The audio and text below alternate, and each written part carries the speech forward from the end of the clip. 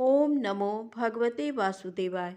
आप सभी का हमारे YouTube चैनल पर हार्दिक स्वागत है। माघ मास की कथा। आज की कथा है तुलसी, शालिग्राम तथा प्रयाग तीर्थ का महात्म। शिव जी बोले, नारद सुनो, अब मैं तुलसी का महात्म बताता हूँ, जिसे सुनकर मनुष्य जन्म से लेकर मृत्यु पर्यंत किए हुए पाप से छुटकारा पा जाता है। तुलसी का पत्ता, फूल, फल, मूल, शाखा, छाल, तना और मिट्टी आदि सभी पावन हैं। जिनका मृत शरीर तुलसी काष्ठ की आग से जलाया जाता है, वे विष्णु लोक में जाते हैं। मृत पुरुष यदि अगम्य गमन आदि महान पापों से ग्रस्त हो, तो भी तुलसी काष्ठ की अग्नि से देह का दाह संस्कार होने पर वह शुद्ध हो जाता है।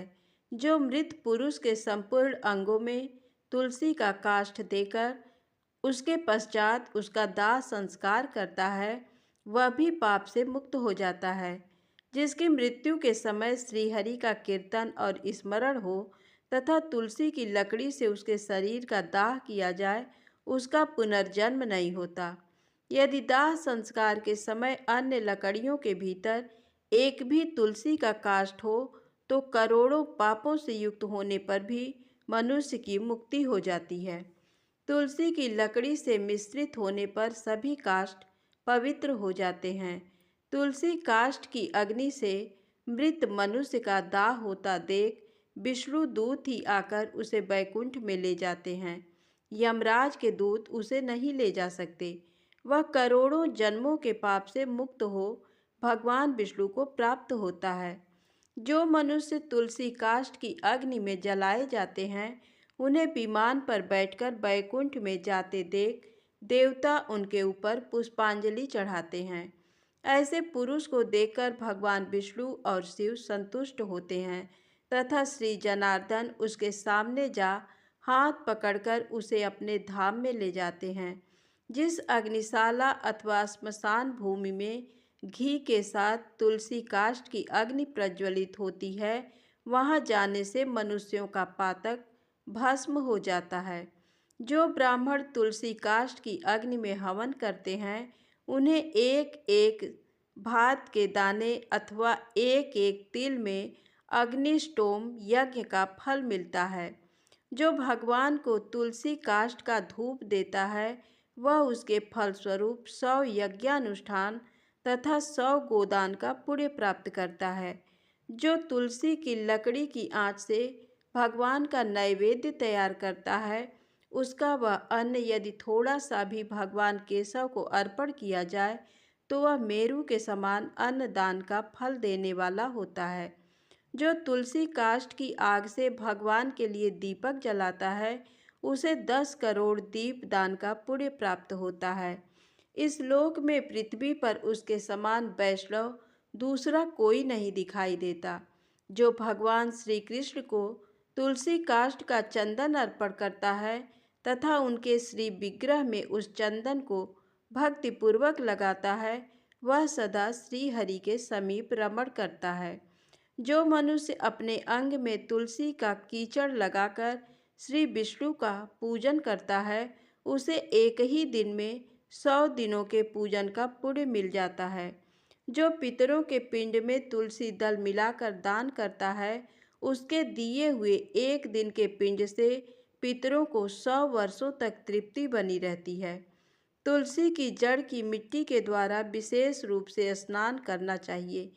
इससे जब तक वह मिट्टी शरीर में लगी रहती है, तब तक स्नान करने वाले पुरुष को तीर्थ स्नान का फल मिलता है। जो तुलसी की नई मंजरी से भगवान की पूजा करता है, उसे नाना प्रकार के पुष्पों द्वारा किए हुए पूजन का फल प्राप्त होता है। जब तक सूर्य और चंद्रमा हैं, तब तक वह उसका पुण्य भोगता है। जिस घर में तुलसी वृक्ष का बगीचा है, उसके दर्शन और स्पर्श से भी ब्रह्म हत्या आदि सारे पाप नष्ट हो जाते हैं।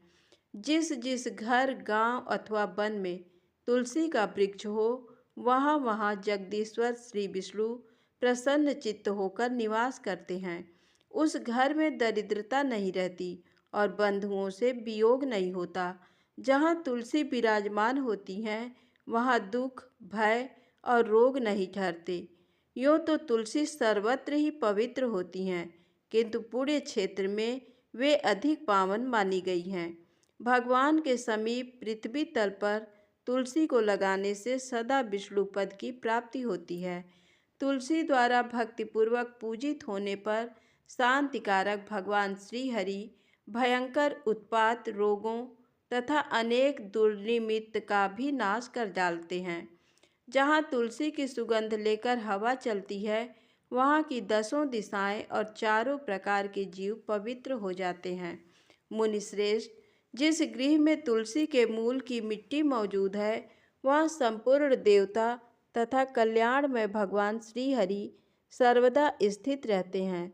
ब्राह्मण, तुलसी वन की छाया जहाँ जहाँ जाती हो वहाँ वहाँ पितरों की तृप्ति के लिए तर्पण करना चाहिए। नारद, जहाँ तुलसी का समुदाय पड़ा हो वहाँ किया हुआ पिंडदान आदि पितरों के लिए अक्षय होता है। तुलसी की जड़ में ब्रह्मा, मध्य भाग में भगवान जनार्दन तथा मंजरी में श्री रुद्र देव का निवास है। इसी से वह पावन मानी गई हैं। विशेषतः शिव मंदिर में यदि तुलसी का वृक्ष लगाया जाए तो उससे जितने बीज तैयार होते हैं उतने ही युगों तक मनुष्य स्वर्गलोक में निवास करता है। जो पार्वण श्राद्ध के अवसर पर श्रावण मास में तथा संक्रांति के दिन तुलसी का पौधा लगाता है उसके लिए वह अत्यंत पुण्यदायिनी होती हैं।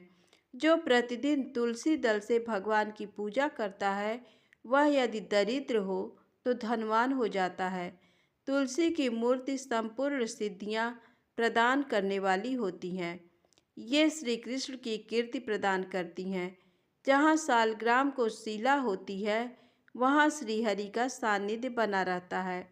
वहाँ किया हुआ स्नान और दान काशी से 100 गुना अधिक महत्वशाली है।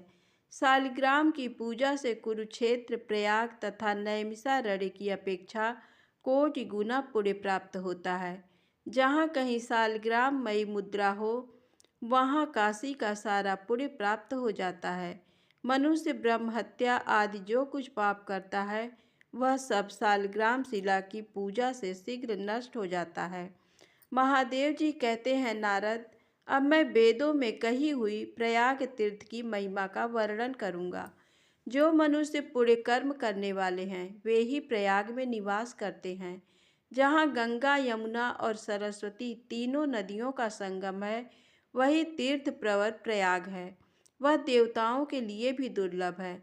इसके समान तीर्थ तीनों लोकों में न हुआ है न होगा। जैसे ग्रहों में सूर्य और नक्षत्रों में चंद्रमा श्रेष्ठ हैं उसी प्रकार सब तीर्थों में प्रयाग नामक तीर्थ उत्तम है।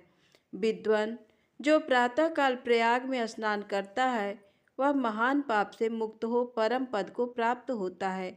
जो दरिद्रता को दूर करना चाहता हो उसे प्रयाग में जाकर कुछ दान करना चाहिए।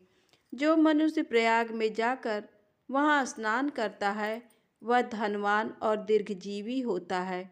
वहाँ जाकर मनुष्य अक्षय वट का दर्शन करता है। उसके दर्शन मात्र से ब्रह्महत्या का पाप नष्ट होता है। उसे आदिवट कहा गया है। कल्पांत में भी उसका दर्शन होता है। उसके पत्र पर भगवान विष्णु शयन करते हैं, इसलिए वह अविनाशी माना गया है। विष्णु भक्त मनुष्य प्रयाग में अक्षय वट का पूजन करते हैं। उस वृक्ष में सूत लपेटकर उसकी पूजा करनी चाहिए। वहाँ माधव नाम से प्रसिद्ध भगवान विष्णु नित्य विराजमान रहते हैं। उनका दर्शन अवश्य करना चाहिए। ऐसा करने वाला पुरुष महापापों से छुटकारा पा जाता है। देवता, ऋषि और मनुष्य सभी वहाँ अपने अपने योग्य स्थान का आश्रय लेकर नित्य निवास करते हैं। गो हत्यारा, चांडाल, दुष्ट, दूषित हृदय, बालघाती तथा अज्ञानी मनुष्य भी यदि वहाँ मृत्यु को प्राप्त होता है तो चतुर्भुज रूप धारण करके सदा ही वैकुंठ धाम में निवास करता है। जो मानव प्रयाग में माघ स्नान करता है उसे प्राप्त होने वाले पुण्य फल की कोई गणना नहीं है। भगवान नारायण प्रयाग में स्नान करने वाले पुरुषों को भोग और मोक्ष प्रदान करते हैं। जैसे ग्रहों में सूर्य और नक्षत्रों में चंद्रमा श्रेष्ठ हैं, उसी प्रकार महीनों में माघ मास श्रेष्ठ है। ये सभी कर्मों के लिए उत्तम है। विद्वान, ये माघ मकर का योग चराचर त्रिलोकी के लिए दुर्लभ है। जो इसमें यत्नपूर्वक 7, 5 अथवा 3 दिन भी प्रयाग स्नान कर लेता है, उसका अभ्युदय होता है। मनुष्य आदि चराचर जीव प्रयाग तीर्थ का सेवन करके वैकुंठ लोक को प्राप्त होते हैं। दिव्य लोक में रहने वाले जो वशिष्ठ और सनकादि ऋषि हैं, वे भी प्रयाग तीर्थ का बारंबार सेवन करते हैं। विष्णु, रुद्र और इंद्र भी तीर्थ प्रवर प्रयाग में निवास करते हैं। प्रयाग में दान और नियमों के पालन की प्रशंसा होती है। वहाँ स्नान और जलपान करने से पुनर्जन्म नहीं होता। तो प्रेम से बोलें, लक्ष्मी नारायण भगवान की जय हो, तुलसी माता की जय हो। यदि आपको ये वीडियो अच्छी लगे तो कृपया लाइक अवश्य करें, चैनल को सब्सक्राइब करें, ज़्यादा से ज़्यादा शेयर करें। जय माता दी, जय भोलेनाथ।